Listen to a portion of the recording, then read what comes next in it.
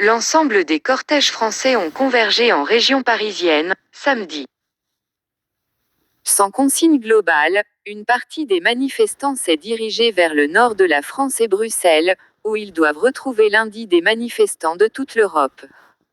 C'est un périple qui se compte déjà, globalement, en centaines de kilomètres. Le « Convoi de la liberté » français, inspiré d'une initiative canadienne et décliné en différents cortèges régionaux, a rallié Paris, samedi 12 février, depuis plusieurs grandes villes partout dans le pays.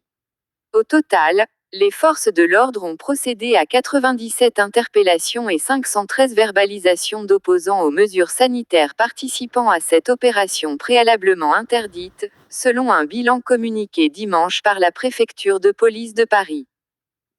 Après une nuit en région parisienne, des partisans de la fin de l'obligation vaccinale et de l'abrogation de la loi, sécurité globale, entre autres revendications, ont pris dimanche la direction du nord de la France et de la Belgique. Les déclinaisons européennes du « Convoi de la liberté » doivent se rejoindre lundi à Bruxelles, dont les institutions concentrent les colères. Un rassemblement est prévu lundi dans la capitale belge. Un dixième des manifestants en route vers Bruxelles. Mais avant cela, c'est à Lille Nord qu'est prévue la prochaine étape du cortège rassemblé. Les automobilistes sont arrivés dimanche en milieu d'après-midi près de l'Équin, au sud de la métropole, pour un ravitaillement. Environ 300 à 400 personnes se sont retrouvées en milieu d'après-midi sur le parking d'un hypermarché de Faches-Tuménil Nord, comme l'a constaté un journaliste de France 2. Partis de Villepinte, Seine-Saint-Denis, combien seront-ils à se retrouver dimanche soir dans la capitale des Flandres?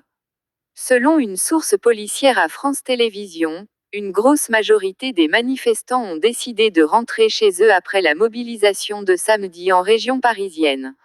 Seulement 10% des manifestants présents aux abords de Paris, samedi, auraient pris la direction de Bruxelles, dimanche. Dans les différents groupes Facebook de ce mouvement social qui prône l'horizontalité, la capitale belge est vue comme une cible des opposants. Après avoir interpellé le pouvoir national, les manifestants s'attaquent désormais aux institutions européennes qui y sont établies, comme la Commission européenne ou le Conseil de l'Union européenne, présidé pendant 6 mois par Emmanuel Macron. Une interrogation demeure, au-delà des quelques centaines de véhicules du « Convoi de la liberté » français, le nombre de manifestants étrangers qui sont bien en direction de Bruxelles reste très flou. Bruxelles veut éviter le blocage. En prévision de ces rassemblements, la capitale bruxelloise a interdit cette mobilisation, qui n'a pas fait l'objet d'une autorisation de manifester car aucune demande n'a été envoyée, selon le bourgmestre-maire de Bruxelles, Philippe Claus. Des moyens sont mis en place pour empêcher le blocage de la région Bruxelles-Capitale, a-t-il expliqué sur Twitter, dès jeudi.